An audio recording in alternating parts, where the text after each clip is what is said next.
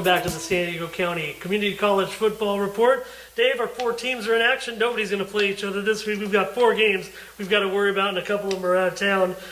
We talked to Jay Williams of the Grossmont Griffins, and Grossmont's going to be traveling to face 2-0 Mount San Jacinto. But as I said, I think the Griffins are expected to win this one. They had the rushing touchdowns early, took that lead in the game. Fabius Shipman, the third, and Jarius Burnett with those touchdowns. And Anthony Posada, filling in at quarterback now. He is the quarterback of the Grossmont Griffins. Had over 175 yards last week. Looked real good. Got his receivers involved, Wilton Cravens and Jacob Rosar. I like the Griffins to win this week.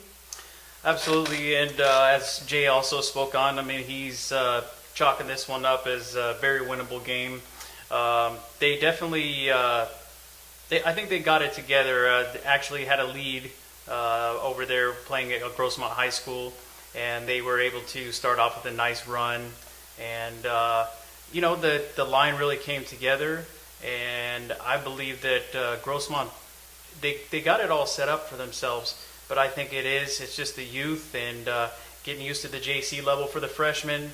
And I think they're going to put this one together and possibly even 2 more.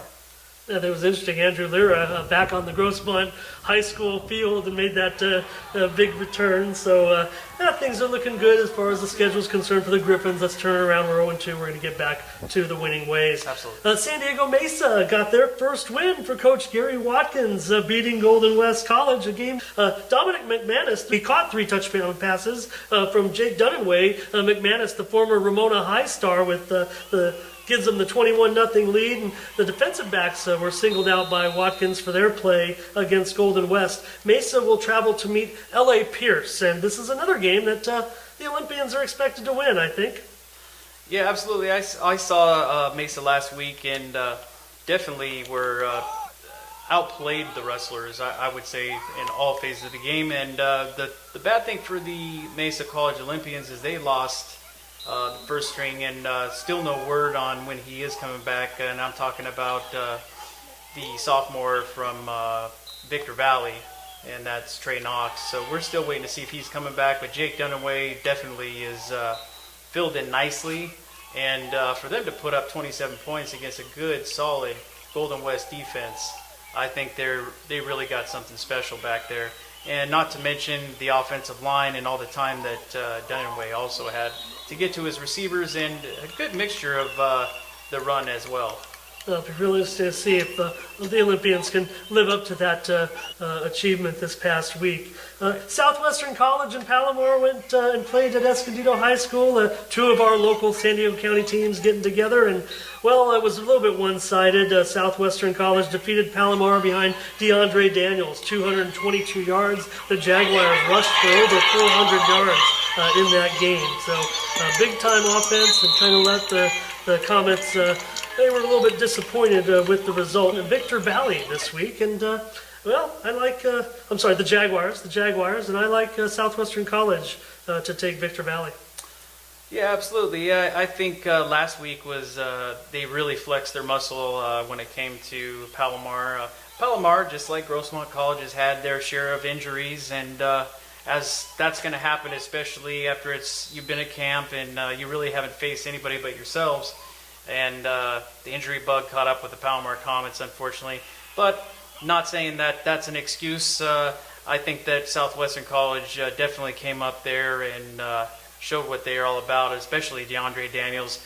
I actually caught a nice view of it, of him strutting his stuff, tiptoeing down the sidelines, and one of the referees actually looked up at me and said, "I hope you got that, because that's NFL quality right there." Picking that one up, just the speed of Daniels, the speed of the running game that they have back behind him. Fishburne is coming along nicely. Had 2 touchdowns, 1 throwing, and also one where he walked in.